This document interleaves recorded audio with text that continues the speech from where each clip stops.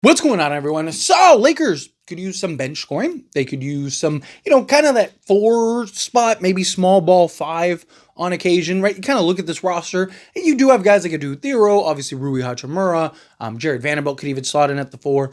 You have Jake LaRavia slot in at the four, but I'd like kind of that like 6'9", 6'10" guy that could be kind of versatile. I've talked about like an Al Horford. They could slot in at the four, slot in at the five. Lakers are expected to play some kind of small ball. Want somebody that can play some defense, hit some shots, right? Maybe, an Eric Dixon or an Arthur Kaluma in training camp. Maybe one of those guys end up kind of emerging as like, hey, this is somebody that we can bring in and kind of fill in and play that role. Obviously, the Lakers can't really sign anybody to the main roster unless a trade was to happen, but Rob Pelinka is active and trying to find win now moves. Now moves as how he put it.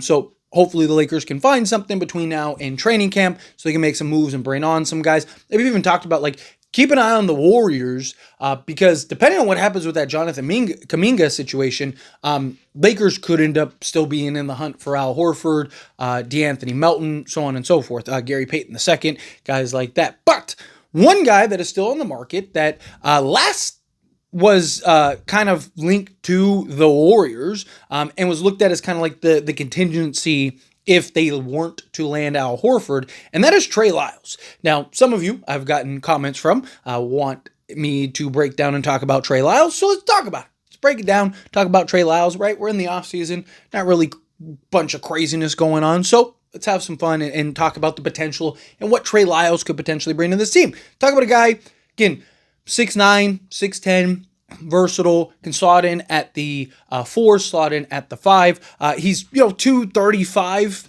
right? So he's not a guy that is like that those 260 guys, but he's a guy that can rebound, that can defend, that can just do multiple things out there on the basketball court. He actually has a wingspan-wise, a 7'3.5" wingspan. So he's long, he's lengthy, can shoot, and last he played was with the Sacramento Kings, in which he was just under 7 points, 5 rebounds, 1.5 assists on 42% from the floor. All right, so a guy you're bringing in on a vet minimum contract, he'll be 30. He's 29 right now, but he'll be 30 going like a month into the season in early November. So he's still a young enough player, but also a veteran that you could slot in, can rebound the basketball, slot in at the 5, slot in at the 4, right? That can knock down, hit some shots, but also operate and score around the rim. Kind of gives you just some of that versatility that you'd be looking for in a lineup. Again, he's not a guy that I'm running to the door to go get at the moment, but he is a guy that I think you could make an argument is one of the better options available. He's one of the better potential kind of acquisitions that the Lakers could bring in, especially if they're kind of looking at some size, some versatility at like the forward position. Talk about a guy that can even stretch the floor, knock down the 3 ball with some consistency. Right? He's a career 35% 3-point shooter on 3 attempts. Last year, he was only 34% on 3.4 attempts. However, the year previous to that, on 4 attempts, he was 38.5%. So you got to think he's going to be playing and slotted alongside LeBron James, Luka Doncic, Austin Reeves. So the quality of looks that he would get would just be much better than he would otherwise. Now, he has a good kind of defensive rating.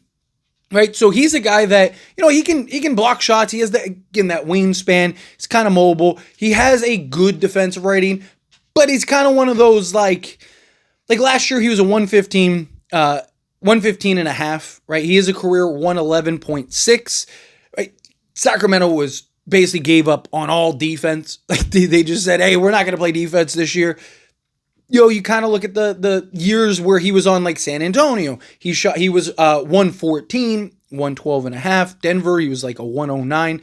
Right? So he's not terrible defensively. He's a guy that I do think in a pinch can come and help. And again, if you slot him at the 4, slot in at the 5, but he's not like this defensive stopper and anchor.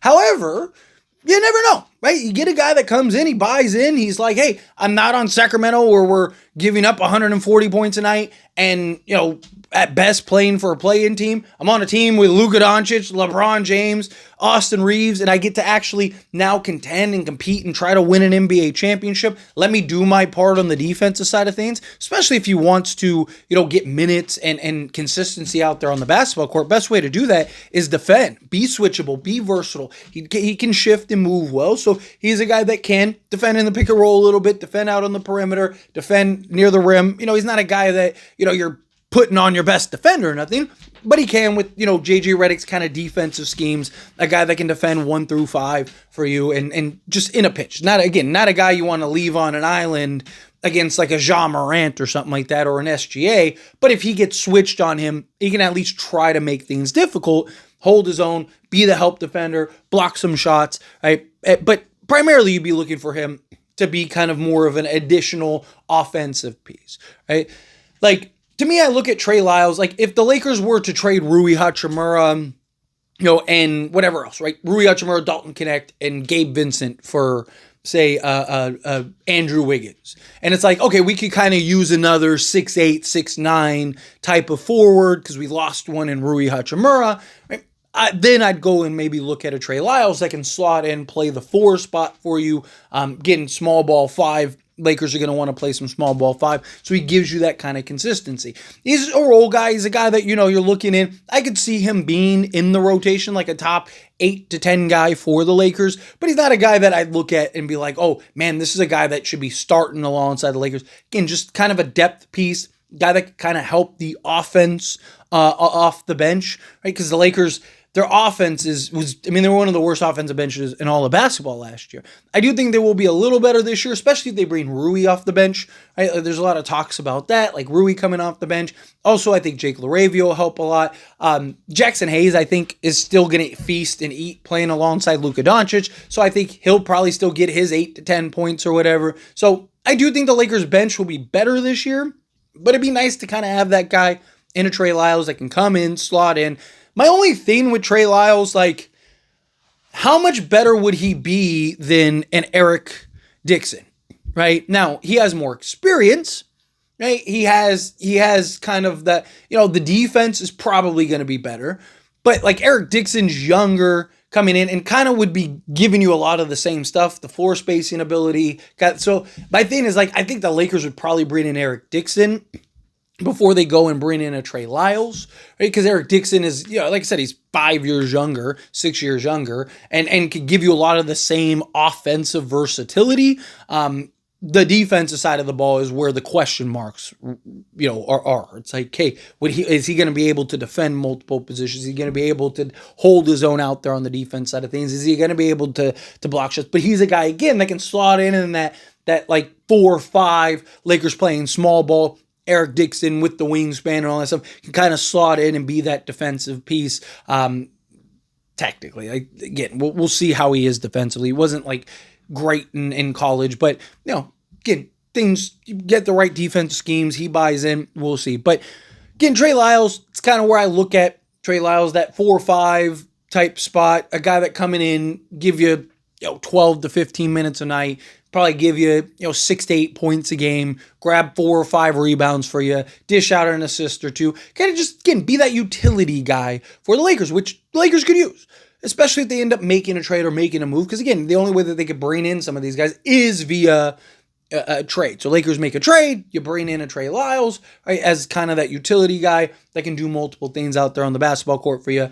I wouldn't hate it. I think you bring him in. But going over the numbers, let's get into the stats here. Like I said, the previous year, 2023, 2024, he was actually better than he was this past season. But nonetheless, 69 games played, 19.6 minutes per game, 5.4 field goal attempts per game, shot 42% from the floor. Compared to the previous year, nearly identical. He took 5.5 attempts, got 20 minutes, so 0.4 minutes more, 0.1 attempts more, but shot 44.5% three-point range. As I mentioned earlier, 3.4 three-point attempts per game at 34%. Last year, the year before that, on 4 attempts, got 38.4%. So can he get back to that 38, 38, 38 and a half range, because if he can, that'd be huge for the Lakers. 2-point range. Last year was 55.9%, so basically 56%. The year previous was 58%. EFG of 52.8%, where the previous year was 57.6%.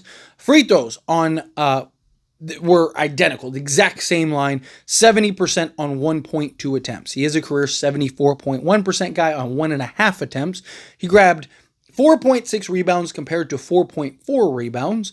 1.2 assists exactly on the dot both seasons. Had half a steal both seasons, half a block, and 6.5 points compared to 7.2 points. If you look up his per 36, which again, per 36 doesn't tell you everything, kind of gives you a little idea of like what he could potentially be. He would have been 12 points, 8 rebounds, 2.2 assists, 1.1 steals, and we'll round up, we'll be nice and say a full block, where the previous year he was same thing, 13 points, 8 rebounds, 2.2 assists, is half a steal compared to a full steal, and then a full block. So again, guy that I wouldn't hate if you can bring him in. If he's, you need a roster spot to be filled, he's a guy that could fill it. It's kind of how I look at it. But anyway, as always, this is a discussion. I pass a question on you. Let me know your thoughts and opinions down in the comments. That being said, if you haven't liked this video, hit that like button. Helps me out. So we enjoy these types of videos, and I truly appreciate it. Not subscribe channel, hit that subscribe button. Turn on the bell notifications. Appreciate y'all. See you in the next one. Thank you.